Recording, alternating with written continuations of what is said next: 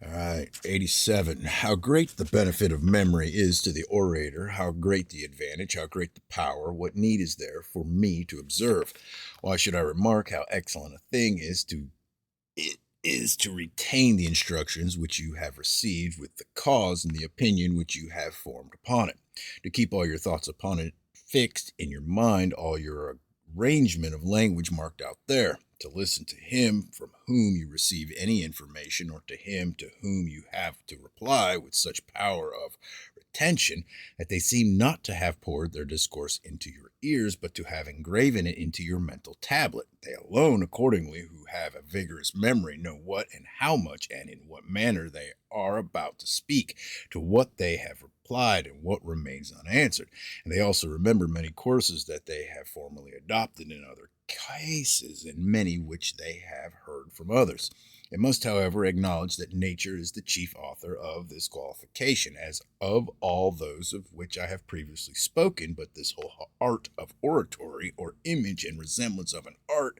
has the power not of engendering and producing anything entirely of itself, of which no part previously existed in our understandings, but of being able to give education and strength to what has been generated and has had its birth there. Yet there is scarcely any one of so strong a memory as to retain the order of his language and thoughts without a previous arrangement and observation of heads, nor is any one of so weak a memory as not to receive assistance from this practice and exercise. For Simonides, or whoever else invented the art, wisely saw that those things are most strongly fixed in our minds, which are communicated to them and imprinted upon them by the senses, that of all the senses, that of seeing is the most acute, and that accordingly those things are most easily retained in our minds which we have received from the hearing or the understanding, if they are also recommended to the imagination by means of the mental eye, so that a kind of form, a resemblance, a representation might denote invisible objects, and such as are in their nature withdrawn from the cognizance of the sight, in such a manner that what we are scarcely capable of comprehending by thought we may retain as it were by the aid of the visual faculty. By these imaginary forms and objects, as by all those that come under our corporal vision, our memory is admonished and excited, but some place for them must be imagined, as bodily shape cannot be conceived without a place for it, that I may not then, by prolix and impertinent upon so well known and common a subject, we must fancy many plain, distinct places at moderate distances, and such symbols as are impressive, striking, and well marked, so that they may present themselves to the mind, and act upon it with the greatest quickness. This faculty of artificial memory practice will afford, from which proceeds habit, as well as the derivation of similar words converted and altered in cases, or transformed from particulars to generals, and the idea of the entire sentence from the symbol of a single word, after the manner and method of any skillful painter who distinguishes spaces by the variety of what he depicts.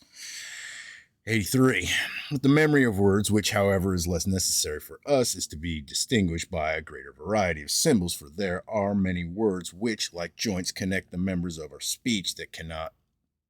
possibly be represented by anything similar to them, and for these we must invent symbols that we may invariably use. The memory of things is the proper business of the orator. This we may be enabled to impress upon ourselves by the creation of imaginary figures aptly arranged to represent particular heads, so that we may recollect thoughts by images and their order by place.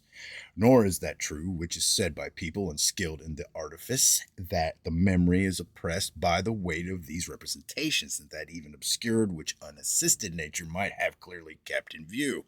For I have seen men of consummate abilities and an almost divine faculty of memory, as Charmides of Athens, and Cespius, what's his name? Cepasius Metrodorus in Asia, who is said to be still living, each to whom used to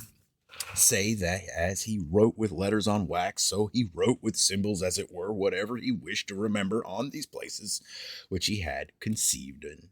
imagination. Though therefore a memory cannot be entirely formed by this practice, if there is none given by nature, yet certainly if there is latent natural faculty, it may be called forth. You have now had a very long dissertation from a person whom I wish you may not esteem impudent, but who is certainly not over modest in having spoken so copiously as I have done upon the art of eloquence in your hearing, Catullus, and that of Lucius Crassus. For of the rest of the company, the age might perhaps reasonably make less impression upon me, but you will certainly excuse me if you but listen to the motive which impelled me to loquacity so unusual with me.